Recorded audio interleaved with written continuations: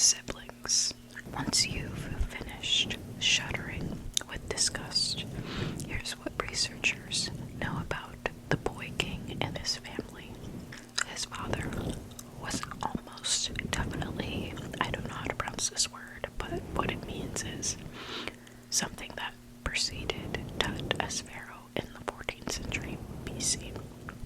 The identity of his mother is pretty much unknown, but recent DNA samples from his and other mummies have revealed that she was probably one of those, that insert that word, sisters. King Tut, rather frail and suffered from a bone disorder, perhaps due to his parentage. Incestuous relationships, though, weren't out of the ordinary in ancient Egypt, a fact which was not exactly reassuring. Despite Tut's health issues and his short lifespan, even by the standards back then, he died at 19. He's gone down in history as one of Egypt's most famous and wealthiest pharaohs. The next fact is, someone tried and failed to save Abe Lincoln, and his life just got darker from there. Yeah, he fucking died. You're probably familiar with the 1860s illustration, the assassination of President Lincoln. But who's that pair sharing the private box with the ill-fated president and his wife? The man on the far left, rushing into action, is Major Henry Rathbone. President and Miss Lincoln specifically asked him and his fiancée Clara Harris to accompany them to the theater. After Booth fired the shot, Rathbone tried to tackle him to the ground, but Booth was able to get free by slicing Rathbone in the arm with a dagger. Rathbone was never free of the memory and the guilt of that night, and he reportedly felt responsible for letting Booth get away. In the years to come, he experienced a myriad of health issues, from stomach ailments to heart palpitations, and his mental state deteriorated as well. On December 23rd, so close to Christmas, 1883, that's not what it said, I just added the Christmas fact. You probably already knew. 18 years after the assassination, he attacked and killed Clara, now his wife, and attempted to kill himself. He would spend the rest of his life in a mental institution. Oh, Jesus. In 1494, Europe experienced the closest thing to a real-life zombie outbreak. Italy Renaissance period has a major, though little-known, dark side.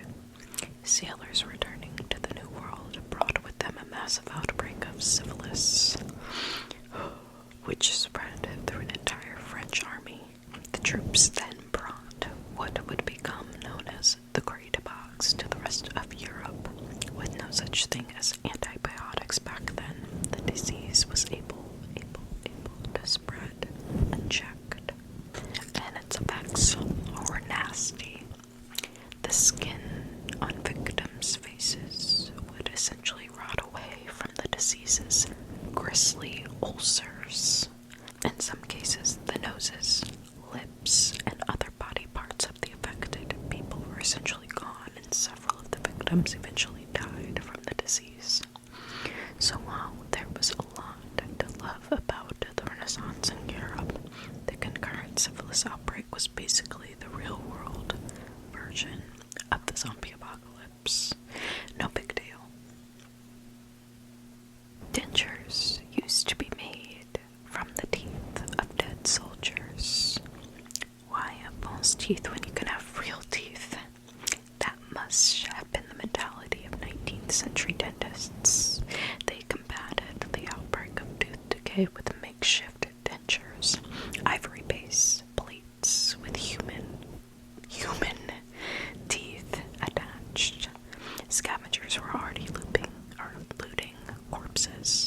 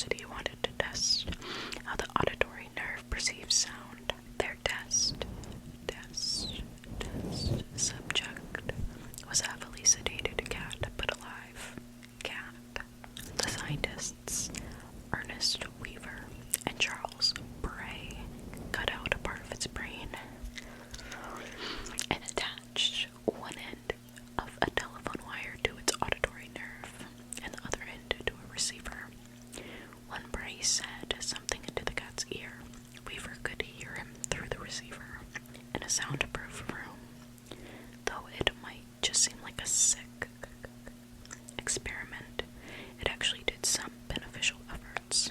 Many researchers believe it helped lead to the development of cochlear implants. Dang, I want to be mad, but I feel like I can't. As for the feline turned bone, it incredibly survived. Okay, I can start scratching the mic again. Hallelujah. It incredibly survived the experiment, but Weaver and Bray didn't release it back into the world. Instead, they killed it to see if the experiment would work on a dead cat, and it, newsflash, didn't. Oh my fucking gosh. A king made his subjects worship a corpse of his beloved. This case of star-crossed lovers got weird that in 14th century Portugal, the king's son Don Pedro fell in love with Inez de Castro. There were only a couple of problems with this. For one, his father, King Alfonso the, I think this is 4, and I'm not going to look it up, so we're just going to trust my knowledge of Roman numerals. Or if it's not 4, it's definitely 5. But this father, this king, did not approve because he was illegitimate. For another, Don Pedro was married, and his father had arranged for him to marry a noblewoman named Constanza. And Inez was Constanza's lady-in-waiting. When Don Pedro refused to stop seeing her, the king had her killed. When Don Pedro acceded to the throne 2 years later, he exhumed her body, had her clothed in royal dress, and crowned her queen. According to historical legend, he made other nobles all kiss her hand as a sign of devotion. Good night. In 1930s London, parents used to hang their babies outside their windows. To be fair to the parents of the time, with most people in London living in cramped apartments, a regular supply of fresh air, which was considered vital for babies' development, was hard to come by. The contraptions were designed so that babies could still benefit from fresh air and sunshine, despite not having a garden to safely play outside. Like, I get it, but I don't get it. In Victorian England, people used to take pictures of their dead relatives in lifelike positions to keep them as mementos. Since photography was so new and expensive at the time, this was often the only time a person could have had their picture taken, especially in the case of children and infants. Sometimes eyes would even have to be painted onto the photo after it was developed to give the subject a more lifelike appearance. Human remains were a common ingredient in medicine until the 20th century. The remains were commonly ground up into fine powder that could be made into pills or stirred into drinks like hot chocolate. People thought that ingesting a certain part of the body would help cure illnesses and part of their own. For example, crushed skull powder was believed to cure headaches. Mummy remains were particularly valued as remedies. In fact, there were so few mummies these days precisely because of this high demand for human flesh at the time. Next fact. A novel about a seemingly unsinkable ship that was hit by an iceberg, published in 1898, 14 years before the Titanic sunk. There's a lot of other eerie similarities between the book and the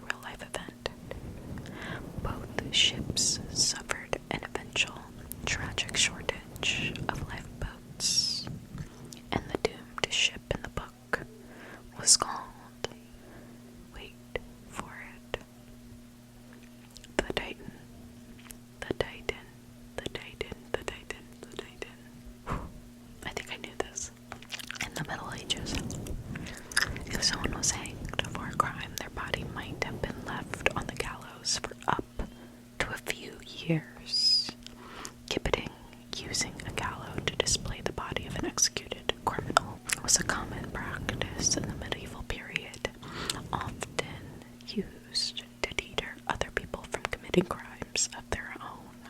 The next fact: Dracula was based on a real person who lived in Transylvania the 15th century and had a similarly violent way of killing his enemies. The original Count Dracula was called Vlad the Impaler, also known as the Impaler, whose gory habit of impaling his victims inspired the story of the fictional character. Leader of Wallachia, a small Transylvanian province, his gruesome methods of defending his land included inserting metal or wooden poles either through the perpetrator's middle or vertically through their private parts, till it pierced through their shoulders, neck, or mouth. I don't know why the song head, shoulders, knees and toes, head, shoulders, knees and toes, eyes and ears and mouth and nose, head and shoulders, knees and toes, popped in my head. The pole was sometimes blunt, so as to not pierce any vital organs, making the victim's death slower and even more painful. The next historical fact: in 1920, a man was murdered in his shop and the killer escaped, somehow leaving it still locked from inside. 30-year-old Isidore Fink was shot 3 times inside his laundry business, which had been side-locked from the inside. No money was taken, and no weapon or substantial clue of any kind was found except for a broken hinge on the small transom window above his door. Police had managed to get in through the broken window, although they used a child as it was too small for an adult to get through. Whether the baffling crime was committed by a kid or a very small adult, it still begs the question: if the killer had managed to crawl back through the transom window, why would they do this instead of simply unlocking and walking through the door? The next fact: some books created in the 18th and 19th century were bound in real human skin, called anthropodermic bibliopecae. The books were made much in the same way as regular leather-bound ones, though using human rather than animal skin. There are less than 10 tested and confirmed books of this kind that still exist, and their contents are mostly based on the anatomy. On anatomy. Like, could you imagine? No. The next fact: a chicken named Mike lived 18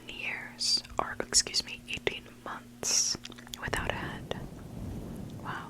In September of 1945, when a Colorado farmer and his wife were slaughtering chickens, they noticed one was still running around. Isn't that normal? Or is that like just a rumor or myth? Fucking no, I'm not a farmer. But the couple put the headless bird in a crate and left him on the porch overnight, and when they arose the next morning, he was still alive. Word quickly spread, and soon the chicken had a name: Mike the Headless Chicken. Reporters came to document the strange headless bird as he was taken on tour. He was taken on tour around the U.S., and Mike's family fed him liquid food and water through a dropper directly into his esophagus and cleared his throat with a syringe. Mike's tour ended when he passed away after 18 months of headlessness. Romans used human urine as teeth whitener. Despite how disturbingly gross urine teeth whitener is, the Roman practice has some scientific sense to it. Urine has ammonia in it, which is a cleansing agent, so it would seem plausible that urine could clean teeth. Interestingly, urine was also used to clean stains out of clothes after being diluted with water. The next fact: one tiger killed more than 400 people starting in the early 1900s and spanning into a decade. A tiger in Nepal, known as the Champawat tiger, was responsible for over 400 deaths. This extremely dangerous tiger started her killing spree, in Nepal, where she killed around 200 people before being driven over the border into India. When she was in India, Champawat tiger killed an additional 234 people. Colonial James Corbett was hired to hunt down the tiger, which he ultimately did in addition to several other suspected human-eating tigers in the region. This will be the last fact, I think. The inventor of Pringles had his remains put in a Pringles can. Frederick Bauer was a trailblazer in the world of the snack foods. It still is. The trained organic chemist was hired in the 1960s by Procter and Gamble to come up with a new way to store chips that wasn't in a bag. Bauer's Pringles can was invented in 1966 and completely changed the game. As it turns out, Bauer was proud of his creation, that he insisted his children store him in one when he died. Which is exactly what they did. When my father first raised the burial idea in the 1980s, I chuckled about it. His son Larry said, following his death in 2008. As for what flavor the family used to store Bauer's ashes in, they said they went with the classic original package. If you have to put me in a Pringles can, put me in pizza, the pizza flavor. Okay, though, that's all we have for you guys today. Don't forget to like, subscribe, and comment down below. And if you have your own spooky, scary stories,